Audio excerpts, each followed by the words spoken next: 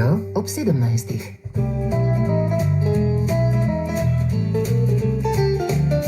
Pozdravljeni. Premog se poslavlja. Velenje, kjer je ena najdebelejših znanih plasti premoga na svetu, se bo moralo naučiti novega življenja. Kako razmišljati drugače od ustaljenih poti in ustvarjati delovna mesta v Velenju, se sprašujemo v tokratni oddaji, ki jo pripravljamo s terena. Iz mesta torej, kjer nosnice polni znani vonj po premogu. Ene moti, Velenčanov pa ne, navsezadnje je prav ta desetletja sinonim za zanesljive in stabilne plače. Zaprtjem premogovnika ocenjujejo, da bo treba nadomestiti 5000 delovnih mest. V pogledu gospodarstvo regije sicer kaže že premik tudi v zeleno. 5 let je tukajšnje gospodarstvo čakalo na evropski denar, zdaj je aktualnih več razpisov. Hkrati bodo v dolini v kratkem denimo začeli proizvodnjo vetrnic, prototipi so že. Iz te regije upravljajo z večino polnilnic za električne avtomobile, v Sloveniji pa tudi čez mejo. 2 leti torej po sprejeti slovenski nacionalni strategiji za izstop iz premoga je šaleškemu gospodarstvu za produktivne naložbe pravkar odprtih 42 milijonov evrov, še dodatnih 10 milijonov evrov jih pričakujejo za raziskave. Torej, prehod v zeleno ne bo lahko. Danes boste slišali zgodbe iz gospodarstva v regiji. Z nami so Rok Plankelj, direktor regionalne gospodarske zbornice Savinjsko-šaleške regije, Miran Meža, solastnik in direktor podjetja Mega M, Gregor Vedenik, direktor podjetja Veplas in Katarina Ostruh, vodja Centra za pravični prehod. Pozdrav vsem skupaj. Pozdravljeni. Torej, najprej enako vprašanje za vse. Kako vi gledate na prestrukturiranje velenjskega gospodarstva? Je to izziv ali nočna mora? Kdo bo začel? Gospod Meža, mogoče vi? Prestrukturiranje nuja in to velik izziv. Bistvo je, da se identificirajo dobri projekti, da bo ocenjevanje teh razpisov pravično. Jaz ne dvomim, da je veliko dobrih projektov pripravljenih. Tudi mi imamo pripravljene projekte in se tega praktično zelo veselim. Gospod Vedenik iz Veplasa. Ja, spremembe so stalnica in pa nuja. Za Šaleško dolino je to dejstvo, v katerega smo trčili, in jaz sem prepričan oziroma verjamem, da moramo to vzeti kot pozitiven izziv, od katerega upam, da bomo vsi prebivalci Šaleške doline pa tudi širše dobili največ. Rok Plankelj, na gospodarski zbornici ste tudi pred velikim izzivom. Ja, vsekakor. Tako mi, kot tudi vsi ostali, vsi vemo, da se prestrukturiranje ni zgodilo oziroma se ne dogaja čez noč. Pogovori so potekali skozi leta, čez daljše obdobje, če temu tako rečem. In smo veseli, da smo naredili premik tudi v tej smeri, da se je pokazala luč na koncu tunela in da so razpisi za vse tiste, ki jih nujno potrebujejo. Drugače pa prestrukturiranje kot tako potrebuje širši konsens vseh deležnikov, tako na državni, lokalni ravni, kot tudi kompletnega gospodarstva. Katarina Ostruh, vi ste vodja Centra za pravični prehod, nove institucije, verjetno jemljete to kot izziv? Ja, seveda. Vsekakor je izziv prestrukturirati, preobraziti neko regijo, ki je toliko let slonela v veliki meri na eni oziroma dveh močnih dejavnostih in pač poiskati nove priložnosti za njo. Vrsto let je bila ta lokacija povezana z energetiko.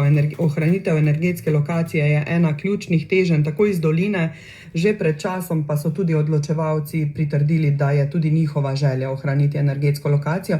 Ampak kako jo vi vidite, potem, ko ne bo več premogovnika in Teša, gospod Plankelj? Kot prvo, pa mislim, da lahko vsi za to mizo rečemo v en glas, da si želimo oziroma zahtevamo, da energetska lokacija kot taka ostaja v Šaleški dolini. Vemo, ob kaj vse so bili vsi prebivalci v Šaleški dolini, tudi posledično zaradi Teša in premogovnika, in to je tisto, pri čemer bomo definitivno vztrajali. Ko govorimo o obnovljivih virih energije, seveda je dejstvo, da smo nekako tudi prisiljeni, da si vsi želimo tega zelenega prehoda, zmanjševanje ogljičnega odtisa, po drugi strani pa gospodarstvo kot tako potrebuje zanesljiv vir energije. To je pač tisto ključno, kar si želimo in pri čemer bomo tudi v nadaljevanju definitivno vztrajali. No in v današnjem studiu ob 17. gostimo tudi dve podjetji, ki sta naredili že ta premik v zeleno, kot sem omenila uvodoma. Gospod Meža iz podjetja Mega M, vi ste šli čez eno takšno prestrukturiranje ali pa iskanje nekih dodanih možnosti že znotraj podjetja. Izhajate iz telefonije, potem pa ste se prilagodili torej razmeram v zelenem prehodu. Povejte, kako? Ja, podjetje Mega M je tradicionalno telekomunikacijski operater že v bistvu od leta 2002. Vedno stremimo k novim tehnologijam in e-mobilnost pa nasplošno energetske rešitve smo identificirali kot nekaj komplementarnega temu. Ne nazadnje veliko znanja imamo iz bilinga, iz protokolov in principi na tem področju so enaki.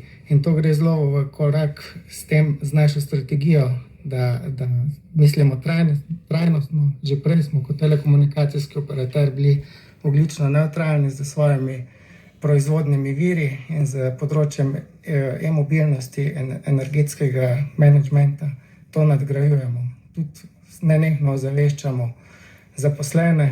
Imamo 30% zaposlenih že vozi električne avtomobile, tudi službena vozila so električna, tako da v tej smeri nadaljujemo. Torej, daleč od tega, ne, da bi šlo v podjetju zgolj za denar, očitno gre res za spremembo miselnosti. Absolutno, mi se trudimo vedno biti družbeno odgovorni, okoljsko ozaveščeni in biti v trendu z sodobnimi in inovativnimi rešitvami. Nekako vam je uspelo, ne, da upravljate z večino polnilnic za električne avtomobile, zagotovo v Sloveniji, pa tudi širše ste prisotni. Tako, v Sloveniji na naših sistemih teče približno 60% celotne polnilne infrastrukture. Svoje znanje in izkušnje širimo tudi po regiji. Balkanska regija je še pač kar precej zadaj na tem področju. In se moram pohvaliti, da smo tudi v Bosni in Hercegovini postavili prvi sistem za e-mobilnost sploh. V Srbiji ga uporablja tudi en telekomunikacijski operater in so tudi oni že tam največji ponudnik. Tako da, ja. Kot ste dejali, ne, ta v bistvu podjetja, ki se ukvarjajo s telefonijo, se potem kar rada usmerijo v ta digitalno. Nismo edini, no. Kar precej telekomunikacijskih operaterjev se je. Z nekaterimi tudi mi sodelujejo in uporabljajo naše tehnične rešitve, ker mi smo pač celotno tehnično rešitev zasnovali tudi same in jo zdaj plasiramo tudi drugim. Prodor recimo na Balkan oziroma v te nekdanje države Jugoslavije pa je verjetno še poseben izziv. Ja, je kar zanimivo, ker najprej, ne vem, v Bosni še sploh so sprašvali, saj nimamo nobenega električnega avtomobila, ne. Potem so pa le videli, da se dogaja tranzit, prihajajo turisti, ki to zahtevajo, ne. In se je potem to uporaba, neke polnilnice oni postavili že dol, ampak vse je bilo brezplačno, vse je bilo nevzdrževano in so potem začutili potrebo, da rabijo učinkovit sistem, da lahko polnjenje obračunavajo. Ker brezplačna polnjenja so bila tudi v Sloveniji ena večjih zablod, namreč pač nobena storitev ne more biti brezplačna. In če je brezplačna, se slej ko prej to pozna na kvaliteti, ker nihče pač ne dela zastonj. In so polnilnice bile nevzdrževane, niso delovale, niso bile po standardih in to se zdaj še počasi sanirane. In zdaj smo jih to izobrazili, da morajo začeti z obračunavanjem storitev na teh trgih, ki še niso toliko razviti, iti takoj. Ne čakati, ne z neko brezplačnostjo, ker to ni dobro za razvoj e-mobilnosti. No in k e-mobilnosti se bomo še vrnili, tudi na tem področju so namreč napovedana nova sredstva in razpisi. Zdaj se predstavljam k vam, gospod Gregor Vedenik iz podjetja V+, tudi vas čakajo spremembe, ne? Vaše podjetje pa mislim, da že gre tretjič čez prestrukturiranje, ne? Zdaj pri vas prihaja približno 15% vseh karoserijskih delov za avtodome, zdaj pa se boste preusmerili tudi v vetrnice. In to je že tretji takšen krog. Ja, predhodno sem že rekel, da so pač spremembe stalnice in pač dejstvenih, kot take sprejemamo. Torej, če malo strnem, ja, zadnje 2-3 leta, torej po COVID-u smo bili mi zelo prizadeti, pri tem je bil glavni nosilni program podjetja medicina.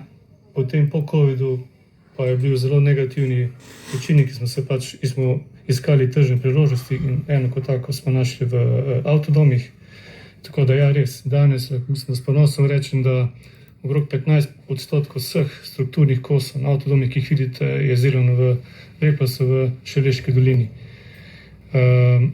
Potem, ko smo poslovanje stabilizirali, pa iščemo nove priložnosti in eno kot takšno smo našli v obnovljivih virih, torej sledimo naši politiki oziroma želimo biti družbeno odgovorni in kot taki želimo v proizvodni program umestiti tudi proizvodnjo obnovljivih virov, s tem, da je tu naša ali pa moje videnje malo drugačno od tega mainstreama, ki ga pač poslušamo vsak dan.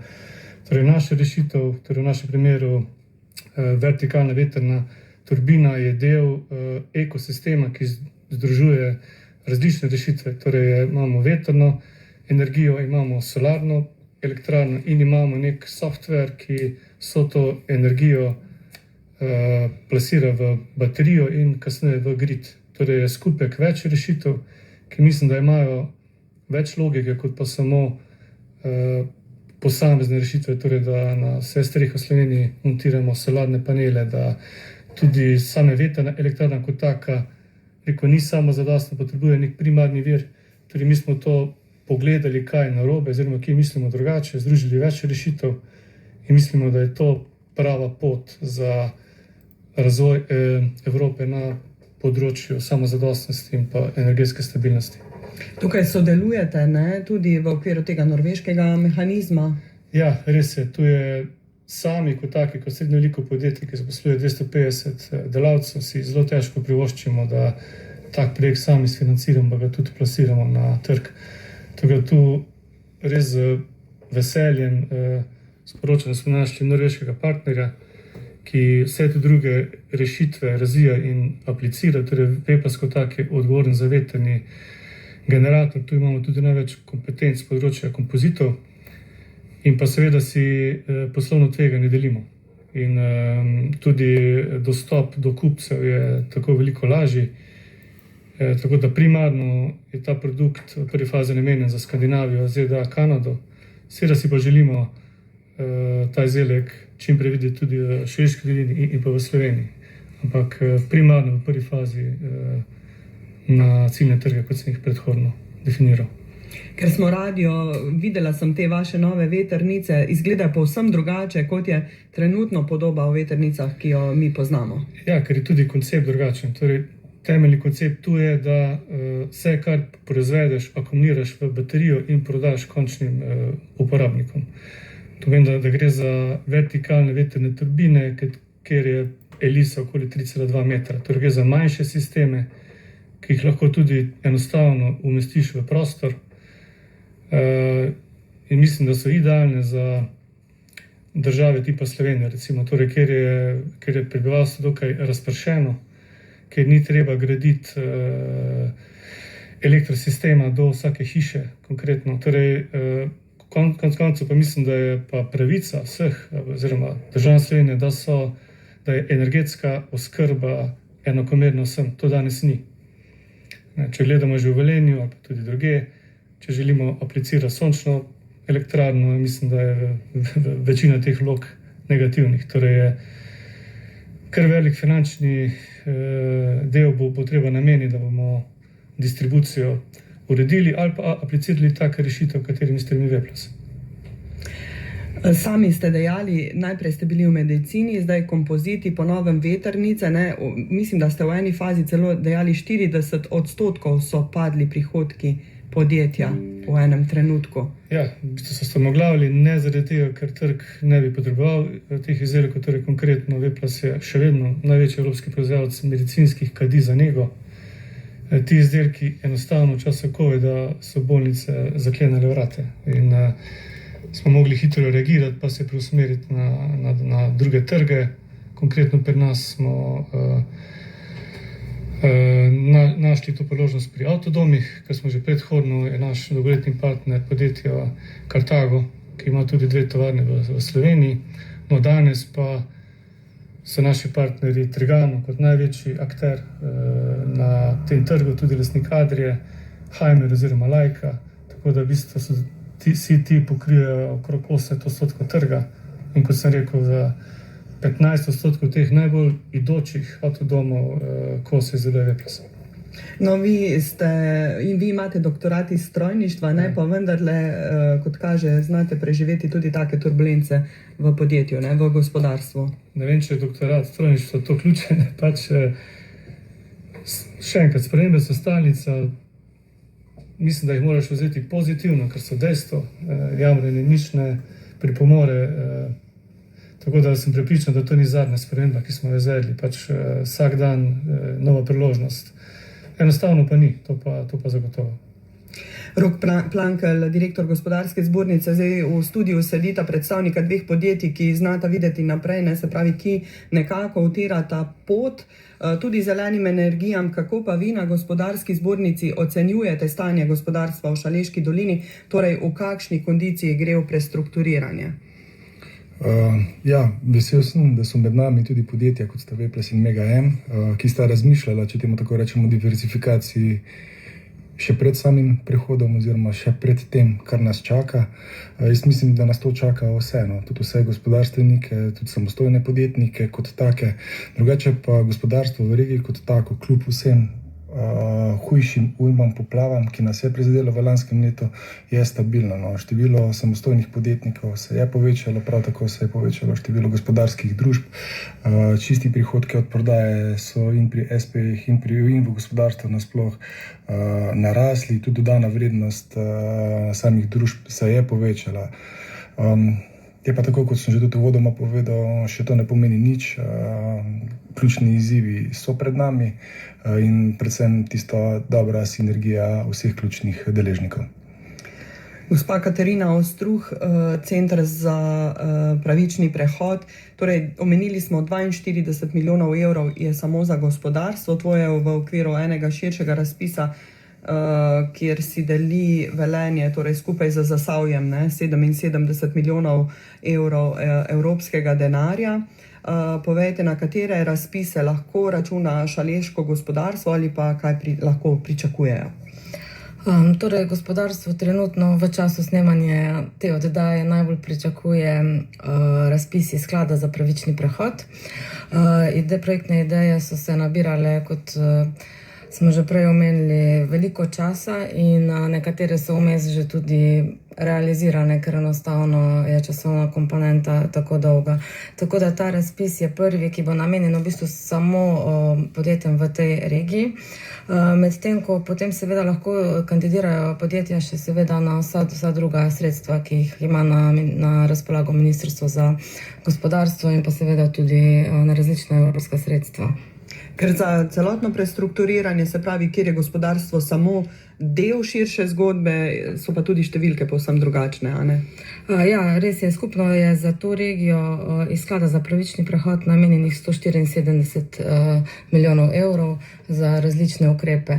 Kar se tiče tu še pomoči gospodarstvu, je tudi v ukrepih, kjer se bodo urejale neke površine, podporno okolje, se pravi obrtne cone in pa podjetniški inkubatorji, kjer bodo pač lahko se razvijala nova podjetja oziroma v novih poslovnih conah podjetja ustvarjala svoje nova delovna okolja. Gospod Meža in gospod Vedenik, kako vidva gledata na ta denar, ki je na voljo? Ja, denar je vedno dobrodošel. Mi, enako kot V+, smo že itak šli v to zgodbo, in mi že itak razvijamo. Zdaj, če pa so zato še potem neke spodbude, je pa to lahko toliko pospeši ta razvoj. Ampak seveda je pa predpogoj, da so razpisi jasni, da je točkovanje, da se res izbirajo dobri projekti, pa da ni preveč birokracije, potem da ne porabljamo dragocenega časa za neko poročanje, ki ga potem vprašanje, čemu je namen. Seveda poročanje mora biti transparentno, ampak v nekih normalnih okvirih. Pa vi, gospod Vedenik? Mislim, vsaka sredstva so dobrodošla, seveda jih pozitivno pozdravljamo, obenem pa mislim, da je jasno, da 32 milijonov oziroma ta sredstva niso zadostna za neko revolucijo v Šaleški dolini. Zato je še toliko bolj pomembno, kot je Miran omenil, da so ta sredstva razdeljena pravično. Pravično za mene pomeni, da res gredo ta sredstva prejemnikom, ki imajo najboljše ideje, najboljše projekte. In to seveda je dolžnost tistih, ki so razpis napisali, ki bodo potem ocenjevali vloge. Torej, samo s tem bomo lahko multiplicirali učinke teh sredstev. Definitivno pa 32 milijonov oziroma 42, eno točno številk, ne more, je v bistvu premalo za to dolino. Ne. To, mislim, da jaz sem rojeni Velenjčan, moji starši so Velenjčani, stara mama, babica, vsi smo Velenjčani. Mislim, da zelo me moti, ta Šaleška dolina je ogromno dala Sloveniji. Mislim, da je pa veliko očitkov, kaj se je ta dolina dobila. Mislim, da je veliko več dala, kot je dobila. In tudi ta sredstva, ki jih zdaj dolina prejema, ne morejo odtehtati prispevka, ki ga je dolina dala. In že prej, gospod Plankel rekel, mislim, da energetska lokacija tu mora ostati seveda z nekimi pametnimi vsebinami. Gospod Plankel. Ja, jaz bi samo omenil, da ko govorimo o identifikaciji projektov, morate razumeti, da je v regiji bilo identificiranih preko 1,2 projektov. Tako da morate razumeti na drugi strani, ko govorimo o vseh teh sredstvih oziroma razpisih, kolikšen delež le teh bo možno počrpati. Ogromno podjetij je v tem času identifikacije kot take že izvajalo projekte. Želim pa si v nadaljevanju, tako kot sta gospod Meža in gospod Vedenik že izpostavili, da se pač podprejo tisti zdravi in pa predvsem ključni projekti za vse nas. No, se ravno to, gospa Ostruh je omenila, nekatere ideje so že bile realizirane, se pravi, denar preprosto ni prišel pravočasno v regijo. Odkot se je potem to realiziralo? So podjetja sama investirala? Ja, mislim, morate vedeti, da je to živa stvar. Podjetja, ki se ukvarjajo z inovacijo, ki stremijo, ki imajo začrtano vizijo, strategijo podjetja, enostavno na ta sredstva ne morejo počakati. Na drugi strani izguba previsoka. Tako da je marsikdo bil prisiljen z lastnimi sredstvi oziroma z drugimi viri poiskati rešitev in seveda iti brez teh sredstev v investicijo. In to takoj, ne? Kakšno podporo pa v podjetjih najbolj potrebujejo, gospod Plankel, po vaši oceni? Podporo lokalne skupnosti, kot sem že omenil, seveda vseh državnih organov, resornih ministrstvih, če govorimo konkretno o samih razpisih. Po drugi strani si pa tudi kot zbornica prizadevamo, da ne nudimo pomoč samo velikim gospodarskim družbam, da v večji meri čedalje bolj spodbujamo tudi manjša in srednja podjetja, da poiščejo pri nas pomoč in da najdemo tisto ta pravo sinergijo za skupni cilj. Gospod Meža, kaj potrebujete? Jaz bi rekel, da stabilno poslovno okolje, kjer so predvidljive zadeve vnaprej, da se ne ukvarjamo z nekimi spremembami, ki nikomur ne koristijo in ki nam povzročajo težave. Tako da jaz bi rekel stabilnost pa razumevanje lokalne skupnosti in državnih institucij. Gospod Vedenik. Podobno, torej konkurenčno, stabilno poslovno okolje. In v primeru nas, ki delujemo v Šaleški dolini, torej infrastruktura v dolini je slaba. Če gledamo cestne povezave, vse, to pač ni konkurenčno poslovno okolje. Gospod Plankel, prometne. Ja, jaz bi se tu navezal na gospoda Vedenika, pa zadnje dejstvo, ki ga je izpostavil. Definitivno prometna infrastruktura je ključna tudi za privabljanje vseh tistih ključnih investitorjev, ki si jih tudi na daljši rok želimo privabiti v dolino in vsi vemo, kaj pomeni tudi razvoj, tretje razvojne osi, če temu tako rečem. Na letni ravni se investira cirka 50 milijonov, vsi vemo, da do začrtane časovnice potrebujemo letnih vlaganj vsaj na nivoju 300 do 400 milijonov, da bi lahko izvedli oziroma odprli to tako pričakovano tretjo razvojno os in gospodarstveniki že ves čas, dobesedno čez desetletja, ne v zadnjih letih vpijejo, da pač to potrebujemo. Govorimo o tretji razvojni osi, poleg tega pa vsi vemo, da je problem vzdrževanja že osnovne infrastrukture in lokalnih cest in industrija kot taka se z svetlobno hitrostjo širi, in infrastruktura je pomembna. No, če mora biti samo na kratko opišete za ljudi, ki ne prihajajo vsak dan v Velenje, kako trenutno zgleda ta promet dejansko v regiji. Gospodarstvo je res vezano v bistvu na eno samo cesto, po kateri se vsak dan vali na stotine tovornjakov. Zdaj, če izpostavim dve večji gospodarski družbi, to sta rečemo BSH v Savinjski dolini, pa Gorenje pri nas, morate vedeti, da se ogromno tovornjakov vozi v Gorenje čez mestno središče. in si ne predstavljate, kakšen kolaps je v urah, ko delavci zapuščajo ob smenah tovarne, po drugi strani pa enako govorimo o Savinjski dolini. No. Tam so imeli še smolo z prizadetostjo cestišč, mostov in tak naprej in je totalni kolaps, dobesedno, no. Da ne govorimo o povezavi z Koroško. Tako da Velenje tako ali tako trenutno se gradi cesta med Velenjem in Slovenj Gradcem, ampak Velenje najbolj nestrpno čaka to navezavo na obstoječi avtocestni križ.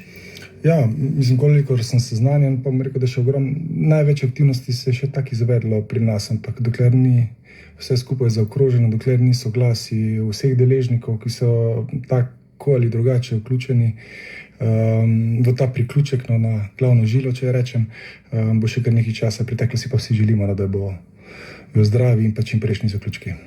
No, pa še eno zadevo smo slišali, se pravi predvidljivo gospodarsko okolje. To je tudi nekaj, kar si v okviru gospodarske zbornice vedno znova prizadevate nekako doseči. Ne?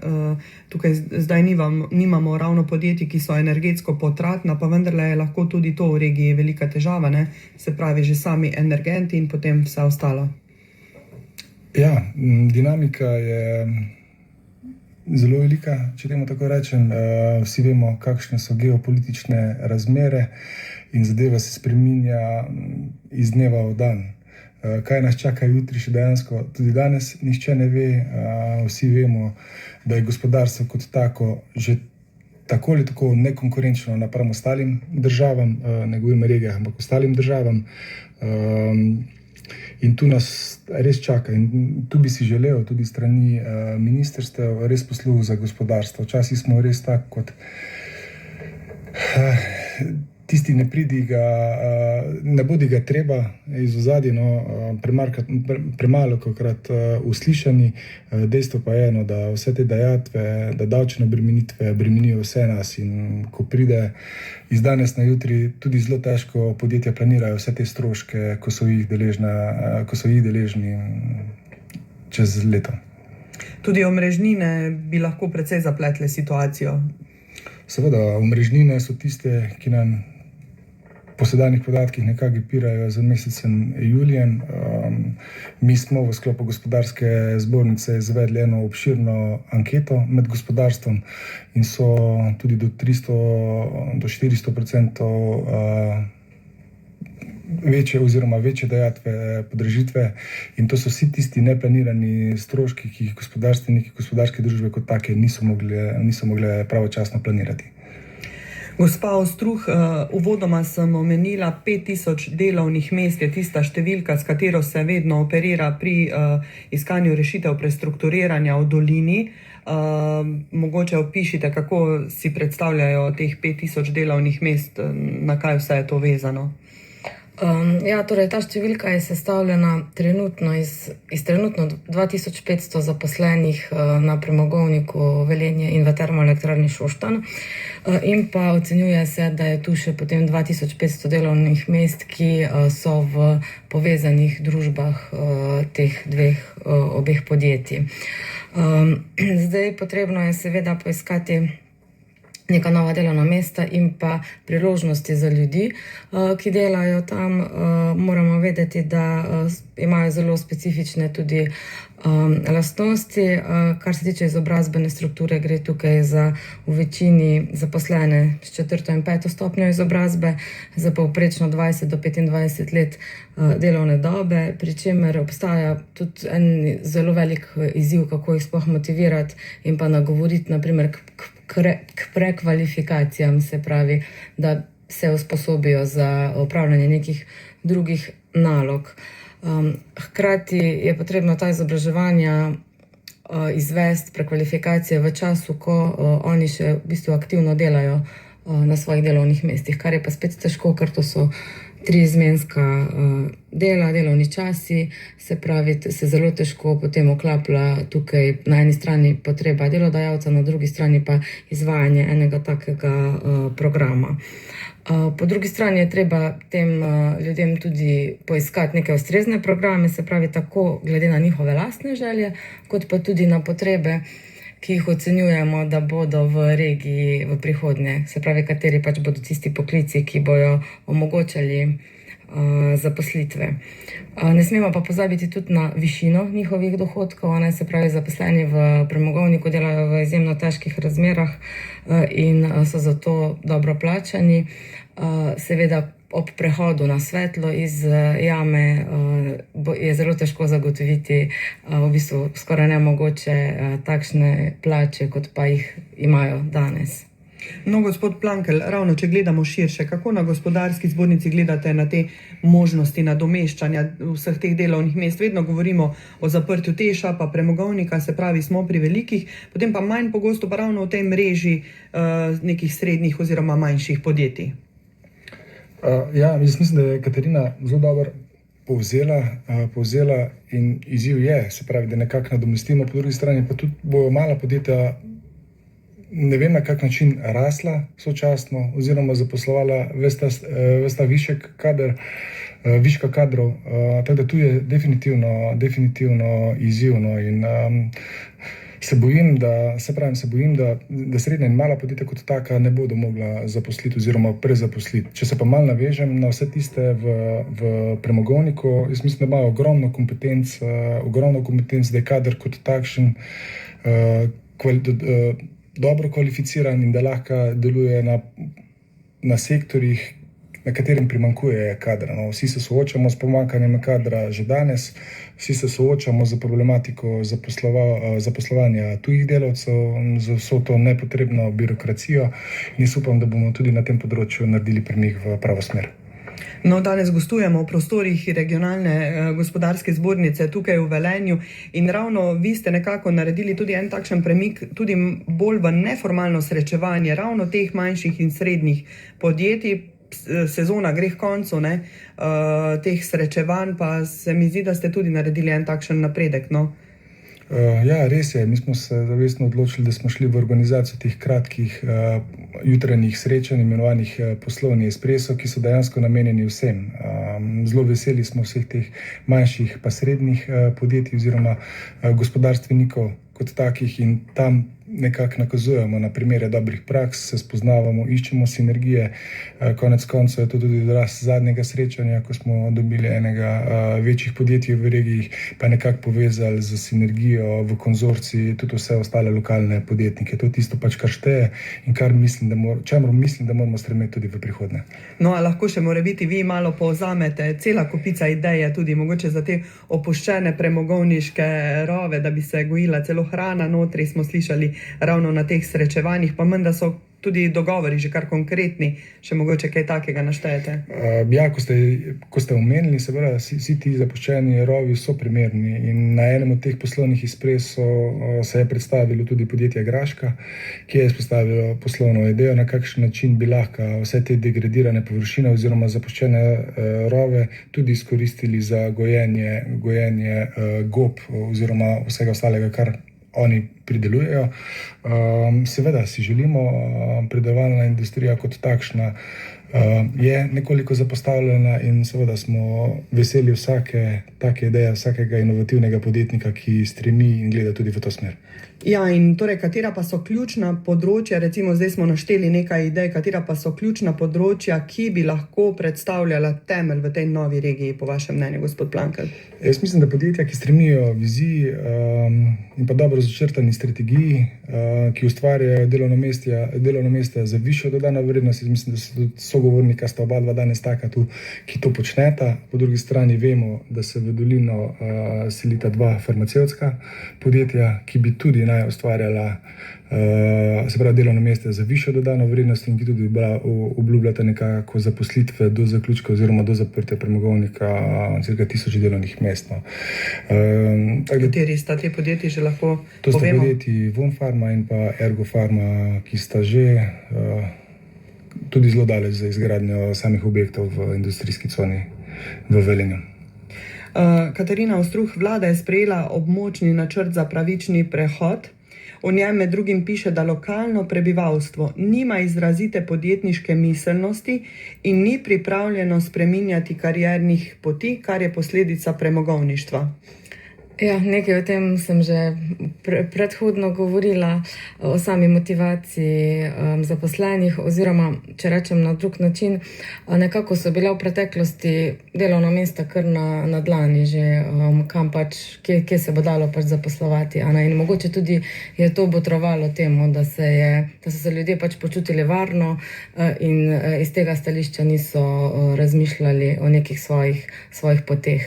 Vsekakor pa ravno iz tega vidika, da bi pač to spodbudili, se tudi iz Sklada za pravični prehod podpira izgradnja, kot sem prej rekla, že podpornega okolja, inkubatorjev. V regiji že deluje že zelo dobro Saša inkubator, ki pomaga mladim podjetnim posameznikom pri uresničitvi njihovih idej in zato pač tudi s temi ukrepi se nadaljuje. No, kako pa vi ocenjujete ta območni načrt, ali odgovarja potrebam? Zdaj, vsak načrt potrebuje nek svoj čas, da je sprejet, in ko se začne izvajati, ko se izvaja, se že pokažejo kakšne druge potrebe, kaj pač še manjka. In tako v bistvu območni načrt se lahko dopolnjuje, to sploh ni težava, vendar se vse večje dopolnitve delajo po ustaljenem postopku, tako kot pa sam sprejem. In trenutno se kažejo predvsem na ravni lokalnih skupnosti pobuda, ki bi v bistvu umestila vsebine, za katere bi lahko potem lokalne skupnosti črpale posojila Evropske investicijske banke iz 3. stebra mehanizma za pravični prehod. Gre se tu predvsem za sofinanciranje gradnje stanovanj, za digitalizacijo in pa razvoj turistične infrastrukture. Tako da v bistvu mi te pobude sprejemamo, jih posredujemo naprej na organ upravljanja, to je Ministrstvo za kohezijo in regionalni razvoj, in je pač v bistvu zadeva živa. No, se ravno to Center za pravični prehod je nova institucija. Kdo vse lahko računa na vas oziroma vas poišče? Ja, mi smo namenjeni vsem.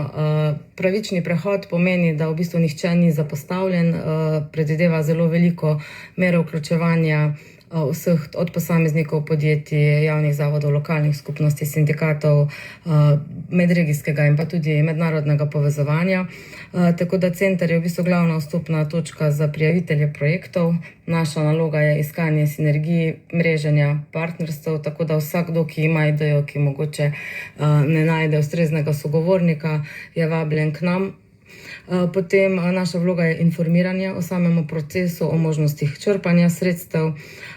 Po drugi strani tudi izvajamo analize in študije kot podporo procesu samega prehoda in prevajamo v bistvu potrebe regije proti samim državnim ustanovam. Se pravi, da bi tukaj lahko sama država najlažje in najbolj učinkoviteje pomagala. Hkrati tudi organiziramo različna izobraževanja in usposabljanja, ki pač prispevajo k opolnomočenju deležnikov na regionalni ravni za pač boljšo pot k samemu prestrukturiranju. No, ko ste ravno omenjali državo, ravno na strani države pa manjkata še dva ključna zakona za uspešen prehod te doline, se pravi zakon o prestrukturiranju in zakon o zapiranju premogovnika. Ste vi, gospa Ostruh? Lahko, ja. Res je, ta dva zakona območje zelo pač nestrpno pričakuje. Mi smo kot regijski koordinator formirali 2 delovni skupini, predstavniki prihajajo iz zelo različnih območij in v bistvu smo s svojim delom že začeli. Pred 3 tedni smo izvedli prvi sestanek, prvo tako delavnico in v bistvu naš namen je, tako kot sem prej rekla, posredovanje potreb regije na državni nivo. Tudi tam so že ustanovili te delovne skupine, izbrali tudi izvajalca za zunanjo tehnično pomoč in tudi mi smo že z njimi vzpostavili stike. No, prehod v nizkoogljično krožno gospodarstvo je eden ključnih dejavnikov zagotavljanja dolgoročne produktivnosti gospodarstva in splošne odpornosti družbe. Ampak ne za vsako ceno, kaj ne, gospod Vedenik? Ja, se strinjam. Tu se zmeraj prvo vprašam, kaj je to zeleno. Ker tu se mnenja zelo razlikujejo. Torej, ali je solarna elektrarna na strehi zelena, je vetrnica, ki se suče, zelena. Za mene ne, ali pa ne čisto. Zato ker Kot prvo, ta trenutek ne obstajajo tehnike reciklaže, torej nek solarni panel, ki ga bo treba odmontirati čez 15 let, pa je bil v tem trenutku v veliki večini proizveden v Aziji. Torej, če predstavim, bo to takrat neke smeti, ki bojo verjetno spet Kitajci ali kdo drug zaračunal pa odpeljal domov ali kam drugam. Kot drugo, Evropa nima surovin za proizvodno fotovoltaične industrije, torej nimamo redkih zemljin, torej spet smo geopolitično odvisni od Kitajske, Rusije. Vetrnice, zelo podobna zgodba s tem, da veter kot tak, torej vetrna elektrarna, recimo, če veter dela cel dan, torej napram sončnemu panelu, boljša opcija. Je pa spet velik problem akumulacije energije, ker je spet isti problem. Torej Evropa ni proizvajalec baterij, niti nima surovin, torej trčimo v isti problem. Tako da Evropa, mislim, da mora iskati rešitve, ki so dolgoročno vzdržne. In to je verjetno kombinacija rešitev, ki sem jih že predhodno razložil. Torej, ali akumulacija te energije, ali uporaba te energije za neke druge rešitve, recimo proizvodnjo vodika ali kaj drugega, ali pa rešitev konec koncev, ki tudi ponuja V-plast, torej akumulacija in uporaba v grid, kjer so uporabniki. Definitivno pa samo stremenje k soncu, vetru, vztrajanje za vsako ceno, mislim, da ne bo nič dobrega prineslo.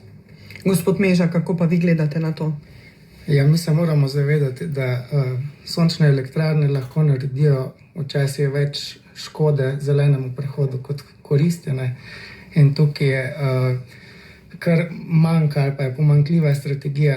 Ena stvar je, v Sloveniji smo imeli net metering zelo dolgo, ki je sicer za končne uporabnike odličen, za omrežje in za prehod pa ne tako, ker so se te elektrarne postavljale pač po principu, kdor prvi pride, prvi melje. Se je zdaj veliko soglasij zdaj tudi zavrnenih. Tukaj bi bila zelo enostavna rešitev, da se sončna elektrarna limitira, se pravi, da nima dovoljenja za maksimalno moč, ker s tem razširimo spektr delovanja v dnevu. In to bi bil tak zelo enostaven ukrep, ki bi lahko dodatno pospešil proizvodno in jo tudi bolj enakomerno distribuiral. Potem potrebno bi bilo dati več spodbud za večje sončne elektrarne. Tiste so dosti bolj učinkovite, ki se po možnosti lahko priklopijo na srednje napetostno omrežje, ker vemo, da tudi te, ki se priklapljajo na nizko napetostno omrežje, zelo obremenjujejo sam distribucijski del. Potem pa spodbujanje shranjevanja, to, kar je prej tudi Gregor omenjal, in tukaj imamo dva principa. Eno je baterijski, to je za dnevna nihanja, se pravi, da si čez dan, ko so viški, shranimo energijo za bodi se oblačen dan ali pa za nočno obratovanje. In pa potem sezonski, tukaj so tehnologije še zelo drage, ampak je treba vlagati v to smer, raziskovati, da se viški shranjujejo tudi potem v poletnem času za zimski čas. In tukaj recimo je pa uporaba vodika primerna. Pa potem elektrifikacija prometa, da se več spodbuja, da se več ozavešča ljudi, kaj pomeni prehod na elektromobilnost. Ni to samo, da pač zmanjševanje CO2, gre za zmanjševanje onesnaženosti v mestih, ki potem tudi obremenjuje zdravstveni sistem in tako naprej. In pa tudi električni avtomobili lahko bistveno pripomorejo k uravnavanju elektroenergetskega sistema, ker avto je priklopljen na polnilnico, bodi si doma, bodi si na javno, in takrat lahko mi usmerjamo vsaj na počasnih polnilnicah, kdaj se bo avto polnil. Se pravi, takrat, ko je energije veliko, ko si je sonce, ko si piha veter, ko so lahko cene električne energije na trgu negativne, takrat čim več energije usmerjamo v električna vozila, ki so velik porabnik tega. In s temi tehnologijami se tudi mi ukvarjamo, tako na področju polnilnic za domačo rabo, za podjetja, pa tudi kot prvi, mislim, da v širši regiji na področju javne polnilne infrastrukture. Ja, gospod Vedenik. Ja, mislim, Miran je zdaj zelo dobro povzel vse rešitve. Mislim, da tudi vsi tehniki, ali pa jaz sem kot energetik laik, ampak če zelo logično povzamem, mislim, da stroka zelo dobro ve, pa zelo definira rešitve, kam bi morali iti. Mislim pa, da so politične odločitve sprejete, da tečemo pa čisto v nasprotno smer. Zavedati se moramo, da bo zeleni prehod zelo, zelo drag. Katerakoli rešitev bo izbrana, bo zelo, zelo draga. Evropa, tudi Slovenija, kot del Evrope, pa ni konkurenčna. Torej, GDP Evrope v zadnjih 10-15 let je padel za 10 odstotnih točk. Če ZDA ohranja svojo pozicijo, če se Azija, torej Kitajska in Indija vzpenjata, je GDP Evrope iz 15 odstotkov padel na 15. Torej, to je jasen indikator, da mi vse manj proizvajamo in da tudi trošimo sredstva ne ravno smotrno. In zeleni prehod je, kakor je priložnost, je tudi ogromno tveganje. Ali s temi rešitvami, ki ste jih omenili tudi danes v oddaji, bi lahko zadostili torej tudi temu primanjkljaju energije, ki bo nastal zaradi zaprtja Teša, po vaši oceni? Miran je točno razložil, kateri so cilji pa ukrepi, ki bi jih morali slediti. Mislim, da zdaj pa na izvedbeni ravni gremo pa v napačno smer. Gospod Plankl, ste želeli dodati nekaj? Ja, rad bi sam povedal, da generalno gospodarske družbe kot take bodo dolžne poročati tudi o ESG standardih. No. To je tudi zaveza na strani Evropske unije, ki nekako vključuje ekonomski, socialni in pa okoljski vidik. Zaenkrat so temu dolžna poročati samo velika podjetja. Mislim, da za 2025 se bo tudi v tej smeri spremenila. In se strinjam z gospodom Medenikom, tako kot je povedal, ni vse zeleno, tako zeleno, kot mogoče vidimo danes. Sem prepričan, na daljši rok bomo pa zavezani tem standardom vsi. Ja, in ne pozabimo, danes smo v Velenju, torej v Šaleški dolini, kjer se je mimogrede zgodila tudi prva ekološka revolucija v Sloveniji. Ne? Takrat je bil zrak v tej dolini tako zelo onesnažen, da je prekipelo kmetom, mislim, da na okoli 1000 metrih nadmorske višine. Potem se je uredil zrak tudi v dolini, dobili ste daljinski sistem, tako da verjamem, da tukaj razmišljate širše in tudi drugače. Mogoče glede zelenega prehoda, glede na to, da imam strokovnjake tukaj, gospod Meža, kakšno bo življenje v prihodnje? Čemu se bomo torej morali odpovedati? Ali se bomo morali odpovedati udobnemu načinu življenja in polniti telefone samo takrat, kadar sije sonce? Življenje bo v vsakem primeru lepo, predvsem moramo k temu stremeti. In edina stvar, ki se jo moramo zavedati, da pač fosilnih goriv ne smemo več kuriti tako ali drugače in slej kot prej. Tehnologiji je dovolj, tehnologije znamo, samo rabimo pravo podporo, pravi konsens, pa sem prepričan, da bomo dosegli to, kar želimo. In to je kar zanimivo slišati iz ust nekoga, ki dela v premogovni regiji, torej v dolini premoga. Gospod Vedenik, čemu se bomo morali odpovedati? Ja, upam, da ne veliko stvarem, ampak definitivno določeni ukrepi, torej nekaj, kar nas čaka, bo tudi kakšna grenka pilula, bom rekel, ampak to je pač dejstvo, ko je Miran že dober povzel. To je realnost, fosilna goriva so pred zidom, tako da rešitve, ki jih imamo, upam, da jih bomo uporabili. Definitivno bo pa zeleni prehod drag in vsak bo to čutil, tudi mogoče negativno, ampak torej, končni cilj je pa sigurno tak, ki bo pretehtal to negativno. Torej, sigurno želimo bivati v čistem okolju, v nekem trajnostnem sobivanju, razvoju in rešitve, ki so na voljo, bi jih morali smotrno uporabiti. In takole ob koncu oddaje bi želela še od vseh današnjih gostov slišati, kakšna bo po vaši oceni dolina čez, 10-20 let, kakšna bo njena podoba, kako bo delovala, kako vi to vidite. Gospod Meža, mogoče vi začnete. Jaz bi si jo želel videti kot visokotehnološko silicijevo dolino z visoko izobraženim kadrom, ki ustvarja delovna mesta z visoko dodano vrednostjo. Pa je to možno? Sem prepričan, da. Gospod Vedenik? Jaz želim videti dolino zadovoljnih ljudi In kot pravimo, ni življenja brez Velenja. Gospa Ostruh.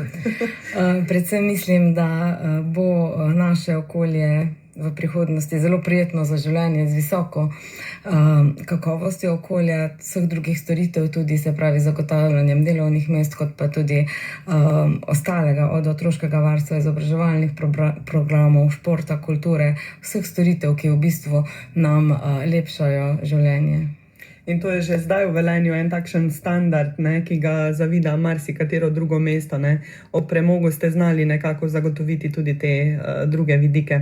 Gospod Plankelj, slišati je precej optimistično, ne. Če bo šlo pa kaj narobe, pa po vzoru Zasavja lahko gre veliko narobe. Ne. Jaz mislim, da je prav, da smo optimisti, da pa po drugi strani se zavedamo, oziroma poznamo tudi primer kakšne slabe prakse, če temu tako rečem. Sem pa prepričan, da bomo v sinergiji vseh nas, vseh tistih ključnih deležnikov živeli v regiji, ki je zdrava, tako za gospodarstvo, kot za lokalno skupnost, vse občane in občanke. In to je tista pravi zdravi cilj. Se ne bojim prihodnosti.